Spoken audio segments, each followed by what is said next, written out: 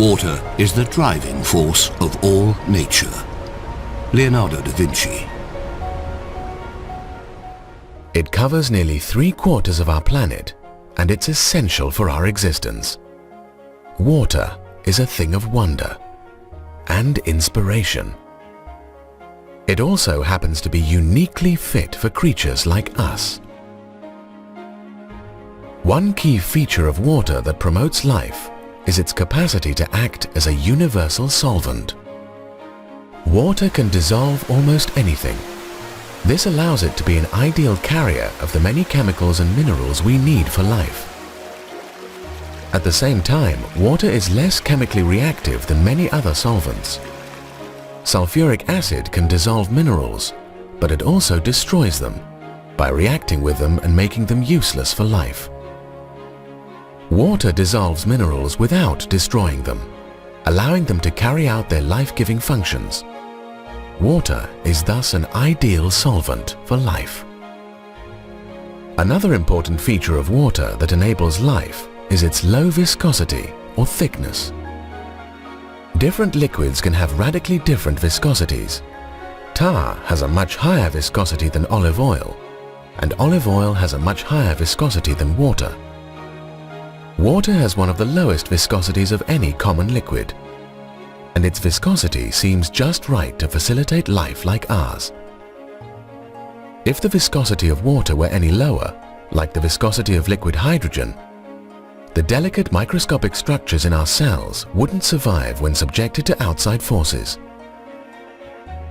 On the other hand, if water's viscosity were even slightly higher, the pumping of blood through the tiny capillaries which permeate all the organs in the body would be impossible, and our circulatory system wouldn't be able to supply enough oxygen or glucose to our muscle tissues for organisms like us to survive.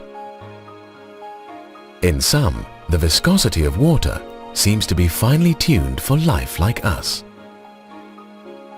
But perhaps the most striking features of water that make life possible are its thermal properties, which help us deal with the impact of heat. Many biochemical processes essential for life can only operate within a narrow band of temperatures. If the temperature is too high or too low, these biochemical processes cease to function, and life like ours becomes impossible. Thus, maintaining stable temperatures on the Earth and inside ourselves is essential for us to exist. Water is critical to maintaining stable temperatures.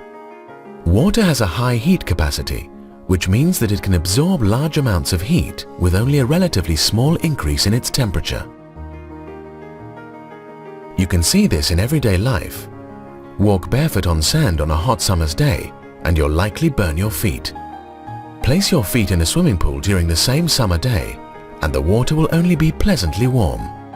Water's high capacity for absorbing heat helps both our planet and our bodies to maintain a stable temperature range. You have to put a lot of energy into water to change the temperature. That's very convenient. It means it's very easy for warm-blooded organisms like ourselves to maintain body temperature. So that's a property of water which seems specifically fit for beings like ourselves. And but there's another property of water which might even be more critical, and that is that in fact the evaporative cooling of water is one of the greatest of any fluid that's known. The human metabolism produces large amounts of heat that needs to be discharged or the body will overheat and die. The evaporation of water through perspiration is one of the key ways our body gets rid of excess heat. Water is especially fit for the task of cooling us because it absorbs a large amount of heat when it evaporates. In fact, more heat is absorbed by the evaporation of water than by the evaporation of almost any other known fluid at ambient temperatures and pressures. Water is uniquely suited to help us shed excess heat in hot climates. When the outside temperatures exceed the level of your body temperature, other ways of getting rid of heat won't work. Because the only way to lose heat when the environment around you is reaching sort of 38 degrees centigrade is by evaporative cooling, because you can't radiate the heat out because the environment is 38 degrees, it's warmer than you, right? So it's absolutely critical to warm-blooded organisms like ourselves that the evaporative cooling of water is very high. It's one of the highest of any known common fluid. The high evaporative cooling of water appears to benefit humans more than any other animal. Being relatively hairless, humans lose heat through evaporative cooling more efficiently than any other mammal. Consequently, in the heat of the day, humans can exert themselves continuously for longer periods of time than other mammals. Another intriguing thermal property of water is its peculiar behavior when freezing. Most liquids contract as they freeze, making their solid form denser than their liquid form. Unlike virtually every other liquid, however, water expands when it freezes, making frozen water less dense than liquid water. That's why ice floats. This special property of water helps preserve it in its liquid state. If water acted like most other liquids, oceans and lakes would freeze from the bottom up until there was no liquid left. Most of the Earth would be permanently encased in ice, making life as we know it impossible.